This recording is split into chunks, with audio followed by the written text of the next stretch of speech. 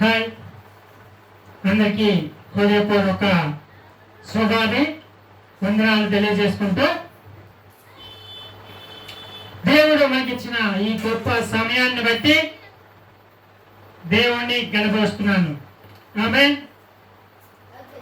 అలాగే గత వీడియోలో మీకు తెలియజేసినటువంటి ఒక విషయం, దేవుడు మనకు ఇచ్చిన మొదటి జీవితం, దేవుడు మనకి ఇచ్చిన మొదటి జీవితం మనం తెలుసుకోవాల్సిన ఫస్ట్ విషయం. దేవుడు మనకిచ్చిన మొదటి జీవితం అంటే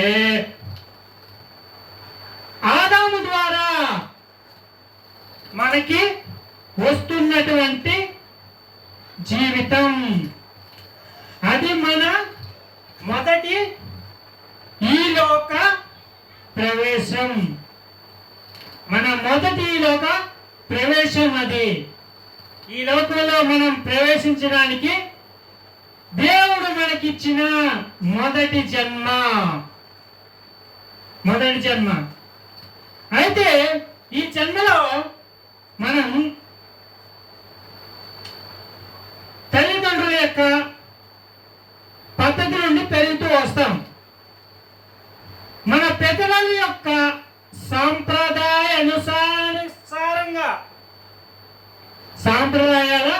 అనుసారంగా మనం నడుచుకుంటూ వస్తున్నాం. అయితే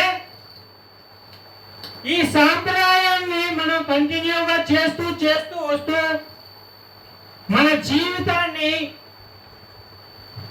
ఈ లోకపరంగా, ఈ లోకంలో అనగా మనుష్య పరంగా, మన తల్లిదండ్రుల పరంగా, వాళ్ళు ఏదైతే పెద్దవారుగా, అలాగే స్కూల్లో మనం ఏదైతే నేర్చుకోవాలో, ఏ చదువు అయితే చదువుకోవాలో దాన్ని ఎప్పటికప్పుడు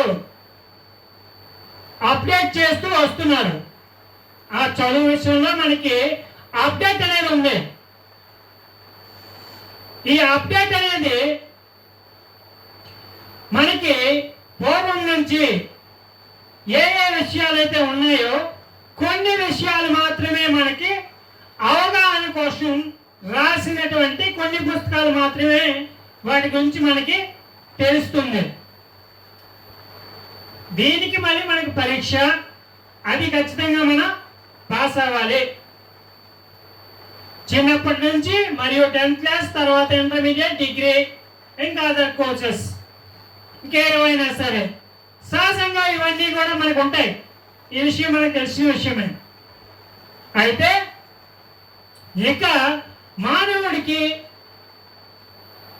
తర్వాత జాబ్, ఇదంతా సహజంగా మనకి తండ్రి సంక్రమణలు అనగా ఈ లోక సంబంధమైన శరీర అవసరాల విషయమై ఈ చదువు లోకపరంగా మనము పెట్టుకున్నటువంటి ప్రభుత్వము,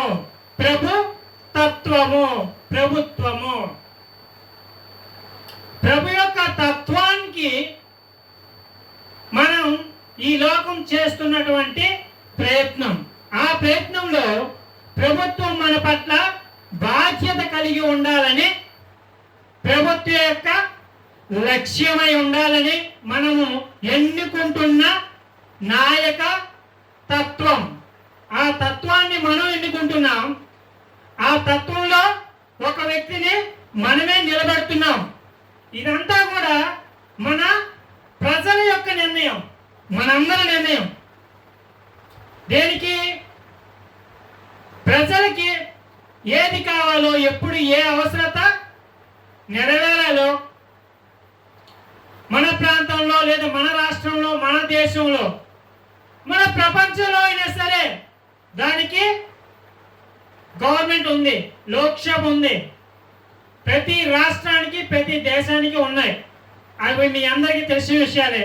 చదువుకుంటున్న ప్రతి ఒక్కరికి తెలిసిన విషయమే. మినిమం 10th క్లాస్ పాస్ అయిన ప్రతి స్టూడెంట్స్ కి ఇవేవి తెలియనివి కావు. మ్యాక్సిమం బాగా చదువుకున్న ఒక వ్యక్తి ఎవరైనా సరే వీటి గురించి 100% అవగాహన ఉన్నటువంటి వ్యక్తులే. చిన్నపిల్లల కంటే తెలియదు, కానీ పెద్దవాళ్ళందరికీ తెలిసిన విషయం. మినిమం అంటే ఎవరి కాలంలో ఉంటుంది, మినిమం 10th క్లాస్ అంటే ఎవరు వస్తలే కదా అది. అయితే ఇక మన జీవితం అక్కడి నుంచి ఏమవుతుందో తెలియదు.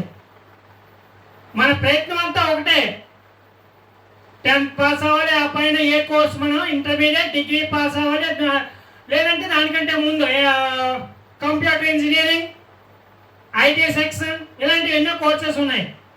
అది మన ఇష్టం, మన చాయిస్. ఎవరికి నచ్చినటువంటి చాయిస్ వాళ్ళు ఎన్నుకోవచ్చు. నేను ఇందులో రాణించాలి, నేను ఇందులో ఇది సాధించాలన్న ఒక గురి, ఒక లక్ష్యం పెట్టుకోవాలి. అలా పెట్టుకున్న ప్రతి ఒక్కరు కూడా అదే దిశగా, అదే ప్రయత్నముతో, అదే ఏకాగ్రతతో ఆ లక్ష్యం వైపు చూడాలి, నడవాలి. ఇవన్నీ ఉంటే సరిపోవట్లేదు, ఇంకా దానికి తగ్గట్టుగా ఇంకా పెట్టుబడి కావాలి, లంచం కావాలి, ఇవన్నీ కావాలి. ఇవన్నీ ఉంటే కానీ అది లభించడం కష్టమైపోతుంది సాధారణంగా. అయితే ఇక ఇవన్నీ కాకుండా ఇక దేవుని దృష్టికి వచ్చేసరికి మనకి ఒక గురంటే ఏం లేదు. దేవుని చూపు కోసం ఏ ప్రయత్నం అంటూ మనకు లేదు. పుట్టుకతో మనకు పుట్టుక నుంచి మన తల్లిదండ్రుల పెంపకం అంతా కూడా మనకు తెలుసు. అయితే ఇక దేవుని విషయానికి వచ్చేసరికి మనం ఏం చేయాలి అంటే మన ఇంటి నుండి, చిన్నప్పటి నుంచి మన ఇంటి నుంచి దాటి స్కూల్కి వెళ్తాం, స్కూల్ దాటి కాలేజ్కి వెళ్తాం, కాలేజ్ తర్వాత జాబ్స్కి వెళ్తాం. ఇదన్నీ స్టెప్ బై స్టెప్ ప్రాసెస్. అది జీవన విధానానికి మొదటి మెట్టు, మన శరీర అవసరాల విషయమై కదా. అలాగే ఆత్మీయ అవసరాల విషయమై ఎలాగా? ఆత్మీయత అంటే ఏంటి? ఆత్మీయత అంటే ఏమిటి? ఆత్మీయత అంటే ఏమిటి అంటే మనిషికి మనస్సాక్షి కావాలి. ఎవరికి మనస్సాక్షి? మన మనస్సుకి. ప్రతి ఒక్క మనిషి యొక్క మనసుకి సాక్ష్యం కావాలి. ఏం కావాలి? సాక్ష్యం కావాలి. ఏంటో సాక్ష్యం? ప్రతి ఒక్కరి మనస్సు అంటే ఏంటో ముందు తెలుసుకోవాలి. మనస్సు గురించి సరైన అవగాహన లేదు అనుకో, నువ్వు మనసు యొక్క సాక్ష్యం ఏమిటో నీకు తెలీదు. మనసు యొక్క సాక్ష్యం ఏంటో తెలియదు. ఫస్ట్ మనం ఏం చేయాలి? మనసు గురించి తెలుసుకోవాలి, అవునా? కానీ మనసు గురించి తెలుసుకోవడానికి అనంత కోటి ఉన్నాయి, చాలా విషయాలు ఉన్నాయి. మన జీవితకాలం సరిపోదు, దేవుడిచ్చిన జీవితకాలం మాత్రమే సరిపోతుంది మనసు గురించి తెలుసుకోవడానికి. దేవుడిచ్చిన జీవితకాలం మాత్రమే సరిపోతుంది. అయితే మనకి అది కావాలంటే ఏం చేయాలి? ముందు అది కావాలంటే ఏం చేయాలి? మనం ఈ జీవితకాలం సాలంటారా? సరిపోతుందా? సాలదు కదా. మరి ఏం చేద్దాం? మనం ఫస్ట్ ఆఫ్ ఆల్ మనం స్టెప్ బై స్టెప్ ఎలాగైతే దేవుడు మనకి జీవాన్ని ఇచ్చి మన శరీరాన్ని పోషిస్తూ మనల్ని అభివృద్ధి పరుస్తున్న దేవుడికి మనం ఏం చేయాలి? కృతజ్ఞత కలిగి ఉండాలి. ఫస్ట్ ఆఫ్ ఆల్ విధేయత.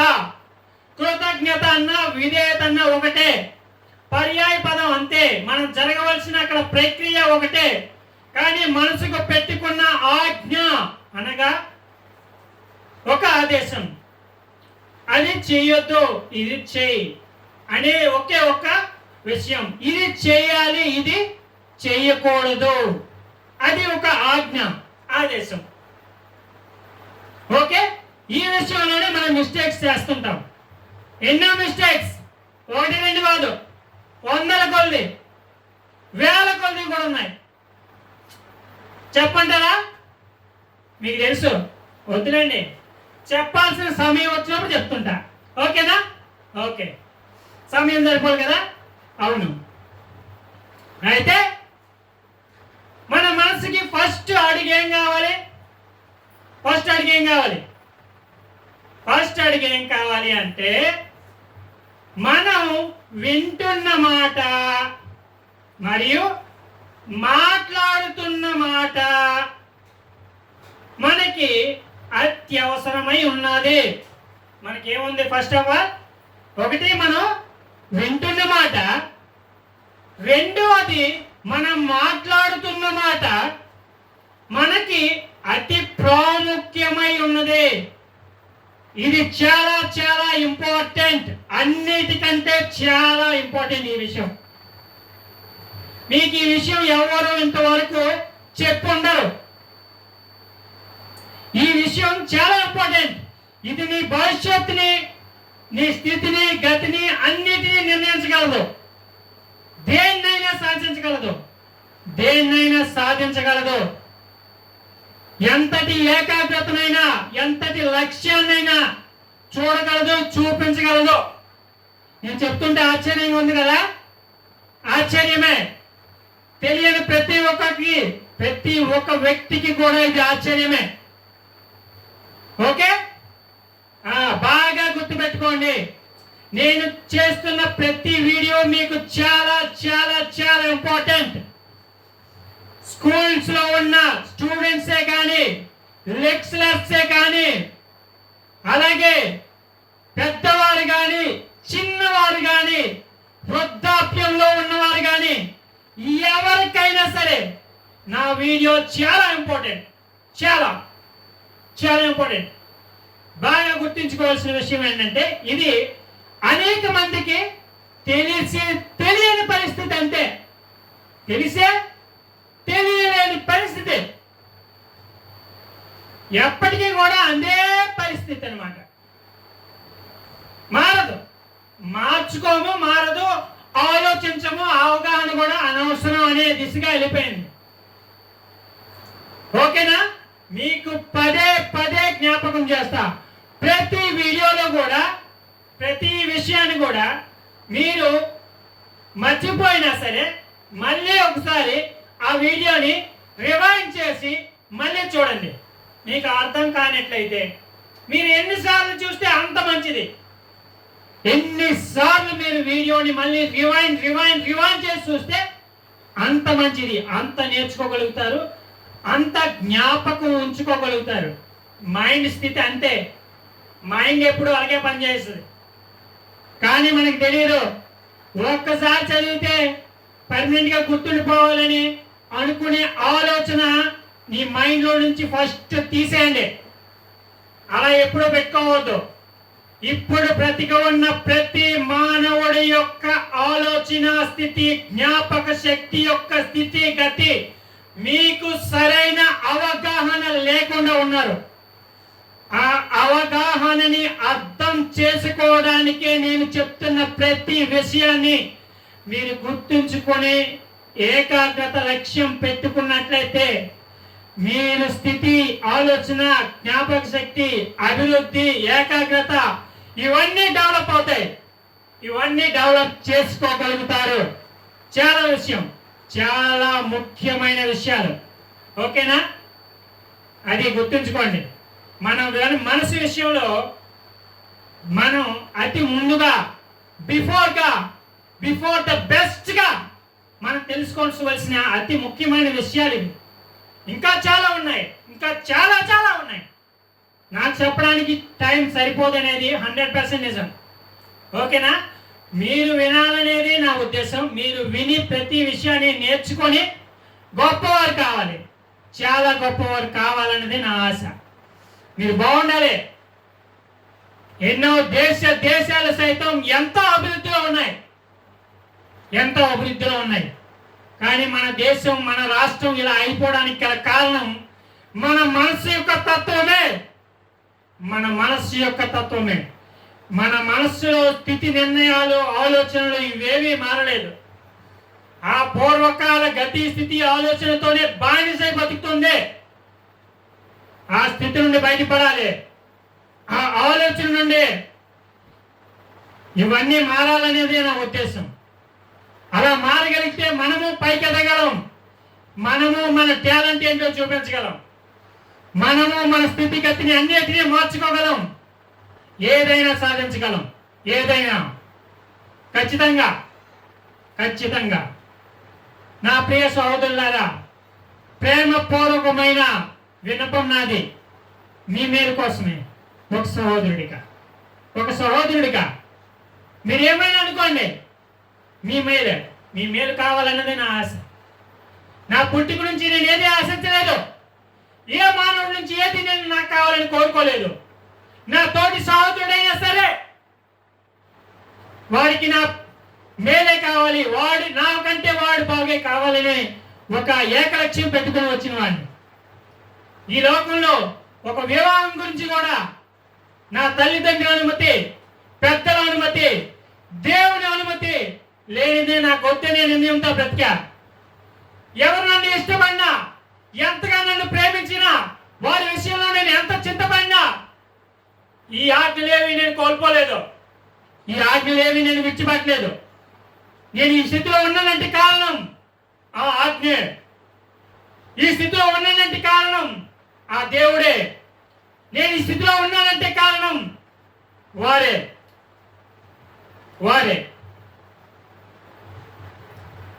నా తల్లితో సహా అతి ముఖ్యంగా వాళ్ళందరూ నాకు ఆదర్శం. వాళ్ళ మాట నాకు శాసనం. వాళ్ళ ఉద్దేశాలు కూడా నాకు వాంచే. అవన్నీ నెరవేర్చా. ఈ లోకంలో ధనం తప్ప, ఈ లోకంలో మనకి మధ్య విడివిచ్చుకోవడానికి మధ్యవర్తిగా ఎంచుకున్నటువంటి ఒక పేపర్, ప్రింటింగ్ పేపర్, దానికి మనం విలువించుకునేదే. దేవుడు ఇచ్చినటువంటి ఆహారానికి విలువ కట్టి వ్యాపారంగా మార్చుకొని బ్రతుకుతున్న విధి మానవుడిది. దేవుడిది కాదు. దేవుడు సృష్టించింది మనల్ని, ఈ సృష్టిని సృష్టించి మనకిచ్చింది. అలాగే మన జీవనాన్ని, మన జీవన విధానానికి అనుగుణమైన ఆలోచనల్ని, అనుగుణమైన చూపుని, అనుగుణమైనటువంటి టాలెంట్స్ యొక్క అనేక విషయాలని తెలుసుకునేలా దేవుడు మనకిచ్చినటువంటి ఆత్మ ద్వారా మనసుకి ఆలోచన, ఆత్మ ద్వారా మనసుకి జ్ఞానం, ఆత్మ ద్వారా మనసుకి అనేక విషయాలు ఇవన్నీ కూడా ఉన్నాయి. కాబట్టి దేవుడు ఇచ్చినటువంటి ఆత్మను బట్టి, దేవుడు ఇచ్చినటువంటి మనసును బట్టి, దేవుడు సత్యముగా సృష్టిస్తున్న ఈ శరీరాన్ని బట్టి, ఆత్మను బట్టి, ఆయన ఇస్తున్న జీవాన్ని బట్టి మనం బ్రతుకుతున్న విధే. ఈ విషయాలన్నీ మనకు తెలుసు. కానీ తెలియని పరిస్థితి తెలుసుకోవాలి. మనం దేనికి కూడా మనం ఈ లోకంలో తక్కువ వారంగా అనిపించుకోకూడదు. దేవుడు మనకి ఇచ్చిన అవకాశాన్ని, సమయాన్ని సద్వినియోగం చేసుకోవాలన్నదే నా ఆశ. ఎప్పటికైనా సరే మన పిల్లలు ఉన్నతంగా ఉండాలి, మన కుటుంబాలు శాంతి సమాధానంతో వర్ధిల్లాలంటే ప్రతి విషయం కూడా మనకి చాలా ఇంపార్టెంట్. ఒకటి మనం వినేది, రెండోది మనం మాట్లాడేది. ఈ రెండు చాలా ఇంపార్టెంట్. వీటి గురించి నేను చాలా విషయాలు మీకు చెప్తాను. కానీ స్టెప్ బై స్టెప్, ఒకటి తర్వాత ఇంకొకటి క్రమంగా మీరు చూసుకొని అర్థం చేసుకోవాలని నా విజ్ఞాపం. ఓకేనా? ఓకే, ఈ రోజుకి ఈ వీడియో చూడండి. నెక్స్ట్ నేను మంచి సజెషన్తో వస్తాను. ఎక్కువ సమయం మీతో ఈ విధంగా ఎక్కువ సమయం మాట్లాడితే మీ మైండ్ డైవర్ట్ అయ్యే అవకాశం ఉండొచ్చు. కానీ మీ ఏకాగ్రతను కోల్పోకూడదన్నదే నా ఉద్దేశం. ఓకేనా? నెక్స్ట్ వీడియోలో కలుద్దాం. Bye. Praise God. God bless you.